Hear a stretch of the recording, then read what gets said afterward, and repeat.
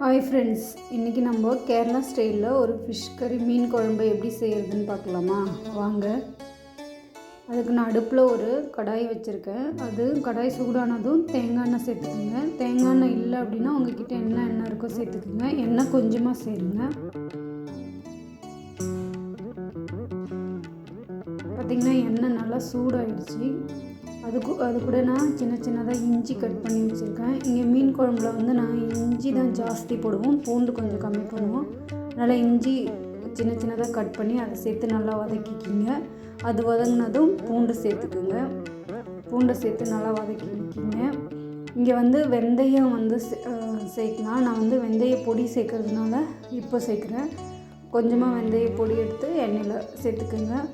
அது கூடயே இது வந்து நான் பல்ஸில் லைட்டாக அடிச்சிருக்கேன் வெங்காயத்தை. அது லைட்டாக அடிச்சுட்டு, இல்லை நீங்கள் குட்டி குட்டியாக கட் பண்ணனாலும் கட் பண்ணி சேர்த்துக்கலாம். சேர்த்துட்டு நல்லா வதக்கிக்கிங்க. இப்போ பார்த்திங்கன்னா வெங்காயம் நல்லா வதங்கிடுச்சு.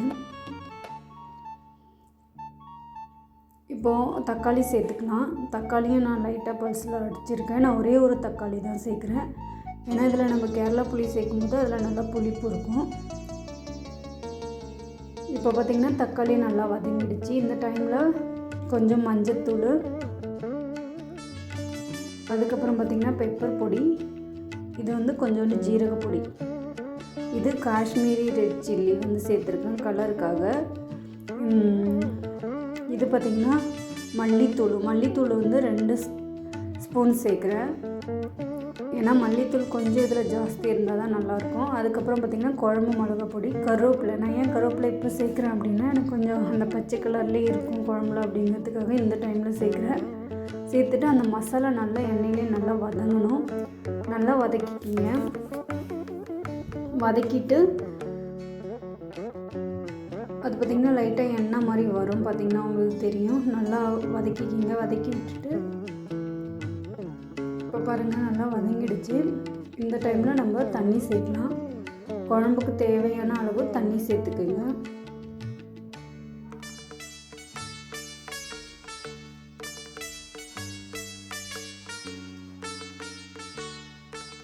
இதில் இந்த குழம்புக்கு தேவையான அளவு உப்பு இப்போ சேர்த்தாச்சு.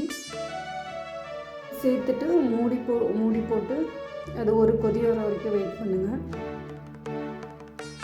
இப்போ பார்த்திங்கன்னா கொதிக்க ஆரம்பிச்சிச்சு. இந்த டைமில் இது பார்த்திங்கன்னா கொடம்புளி, கேரளா புளி, இதை தான் அங்கே மீன் குழம்புக்கு வந்து யூஸ் பண்ணுவாங்க. அதை நல்லா வாஷ் பண்ணிவிட்டு போட்டிருக்கேன். அது கொதிக்க அதோடய புளிப்பு தன்மை வந்து ஜாஸ்தியாகும். அந்த புளி போடும் போதே நான் மீனும் சேர்த்துருக்கேன். இப்போ நான் சாலமன் மீன் தான் யூஸ் பண்ணுறேன். உங்கள்கிட்ட என்ன இருக்கோ அதை யூஸ் பண்ணுங்கள். இதில் வந்து எண்ணெய் வந்து ஜாஸ்தி வரும் எனக்கு. நீங்கள் லாஸ்ட்டில் பார்த்திங்கன்னா தெரியும் ஜாஸ்தி எண்ணெய் இருக்கும். இப்போ இதை போட்டுட்டு என்கிட்ட கொஞ்சம் மாங்காய் இருந்துச்சு, அதையும் கட் பண்ணி போட்டிருக்கேன். இங்கே கிடைக்கிற மாங்காயில் பார்த்திங்கன்னா நமக்கு ஸ்மெல்லும் இருக்காது, புளிப்பும் அவ்வளோ இருக்காது, மாங்காய் போட்ட ஃபீலே இருக்காது. இருந்தாலும் நான் போட்டிருக்கேன்.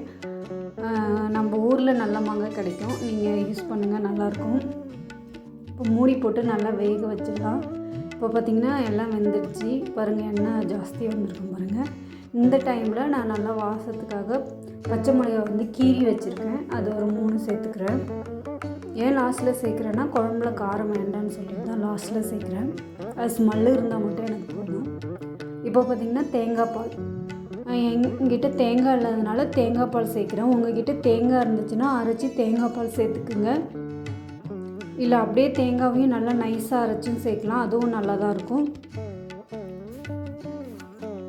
சேர்த்துட்டு நல்லா மிக்ஸ் பண்ணி விடுங்க. மிக்ஸ் பண்ணிவிட்டு இப்போ எதுக்கு கருவேப்பிலை சேர்க்குறேன்னா லாஸ்ட்டில் சேர்க்கும் போது நமக்கு அந்த கருவேப்பிலோட ஸ்மெல் நல்லா கிடைக்கும். அதனால் லாஸ்ட்டில் கொஞ்சம் கருவேப்பிலை சேர்த்துக்குங்க. இப்போ பாருங்கள் குழம்பு கொதிச்சிடுச்சு. நம்ம தேங்காய் பால் ஊற்றிட்டு ரொம்ப நேரம் குழம்பு கொதிக்கணும்னு அவசியம் இல்லை. ஒரு கொதி வந்தாலே போதும், குழம்பு ரெடி ஆகிடும். இப்போ பார்த்திங்கன்னா ரெடி ஆகிடுச்சு.